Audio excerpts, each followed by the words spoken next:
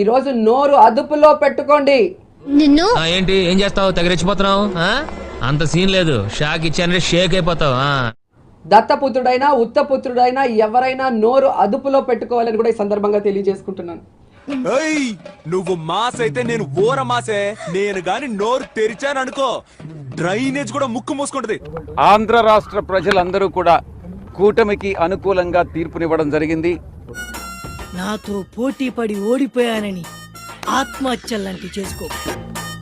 ప్రజల తీర్పును శిరసావహించాల్సిందేనన్నటువంటి విషయం అందరికీ కూడా తెలిసిందే.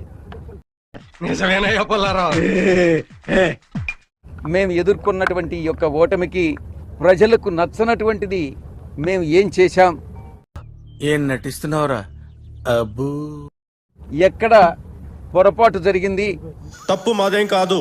తప్పంతా మీద ఒప్పుకో. నేను ఒప్పుకోను. ఒప్పుకో. తప్పు చేయని జగనన్నని జైల్లో పెట్టినప్పుడేమో తల్లి ఇంతమంది నన్ను అనుమానించి నన్ను ఒక్కదానివే నన్ను అర్థం చేసుకున్నావు అమ్మా. నువ్వు నా బంగారు తల్లివి. మీరు జగన్మోహన్ రెడ్డిని జైలు రెడ్డి అని పిలిచారే. జగన్మోహన్ రెడ్డిని చంచల్గూడ జైలు అన్నారే. ఎన్నిళ్ళు కావాలి ముఖ్యమంత్రికి? ఉన్నిళ్ళు సరిపోవా? ఎన్ని ఇల్లులు కట్టుకుంటాడు? నువ్వెవడ్రా?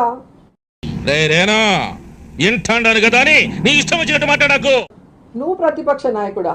నువ్వు చంద్రబాబు నాయుడు పనికి మాలిన పార్టీలుగా ఉన్న అధ్యక్షుడు.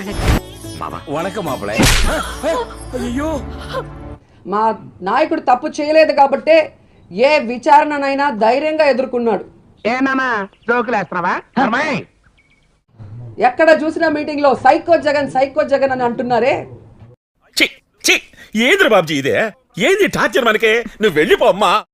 ఇక అన్నియా కోసం తెప్పించిన బాత్ టబ్ 36 లక్షలు అన్నమాట. ఏం మాట్లాడుతున్నావురా? నరాలు కట్ అయిపోయింది.